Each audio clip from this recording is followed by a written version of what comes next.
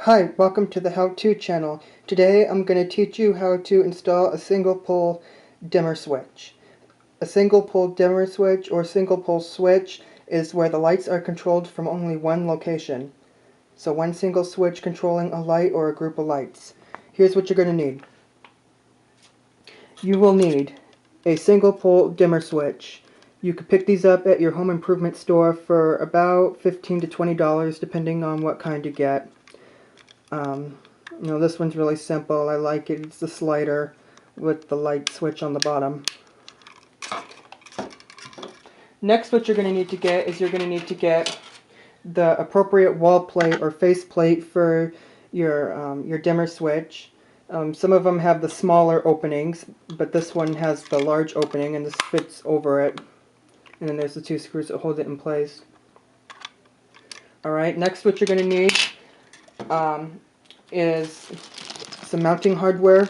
The dimmer switch should come with mounting hardware, like the screws to hold it into the wall and then some wire nuts. For tools, what you're going to need is you're going to need a pair of wire strippers. You're going to need a flathead and Phillips screwdriver.